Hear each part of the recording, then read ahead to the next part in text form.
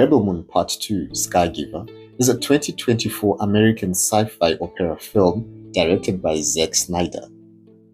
It is the second installment of a two-part saga and a direct sequel to Rebel Moon Part 1, A Child of Fire.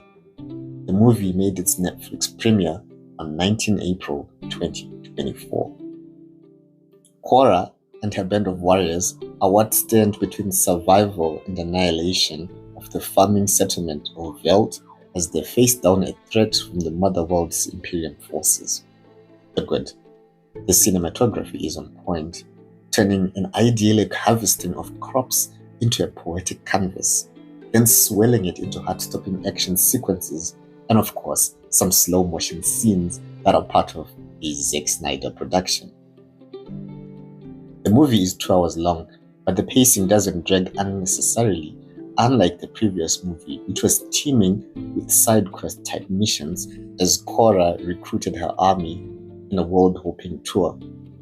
Rebel Moon Part 2 has a tighter plot, mostly set on the farming settlement of Veld.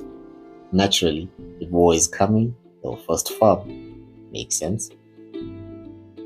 A couple of characters stand out.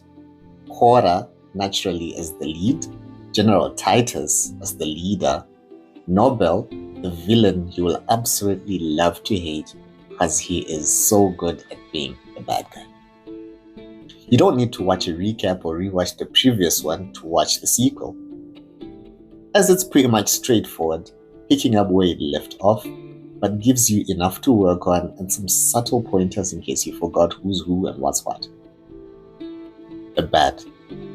Once again, the film encounters challenges in a multi-character main cast where you never fully get to appreciate or connect with the characters and their backstories, which are revealed over a red table talk type tell don't show confession, where each character has a turn at telling their traumatic backstory with some accompanying flashbacks, and that's that.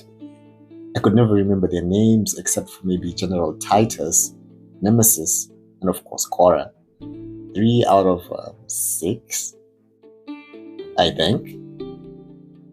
In a Star Wars meets Magnificent 7 with a hint of Guardians of the Galaxy space opera. While Nemesis is one of the most memorable backstories and had potential to have some seriously awesome action sequences, her character is never fully utilized beyond a set-piece sequence. And this is not unique to her character alone. It's hard to feel anything for the rest of the cast, even when the movie tries to hastily push them on us in a "here are the warriors, now fight and die" type of thing. There's a lot of death, yet no one really lives. I had hoped Jimmy would make more of a feature in this movie, as in the previous one ended with what seemed like a tease that the humanoid robot might be destined for grand times. But it mostly consists of him just watching the citizens of Veld prepare for war from afar and narrate some key details in Anthony Hopkins' unmistakable voice. The ugly. Rebel Moon underlines a point about making a stand against tyranny and that there's always a damage of the collateral kind to either side. Does anyone ever really win, or it's simply a cycle until the cost becomes too great? Looking at world events and also our history in a country that recently celebrated 44 years of independence on the 18th of April, and the people whose sacrifices we still honor today. Final thoughts. If you watched the first part of the movie and are looking for some sort of closure, then this might offer that. There isn't much of character development, but it does look good with some great action sequences. The movie teases the chance of a new adventure, so the franchise just might extend beyond a 2-part saga, subject to viewers' response. Have you watched either of the Rebel Moons? Will you, or have you watched the sequel?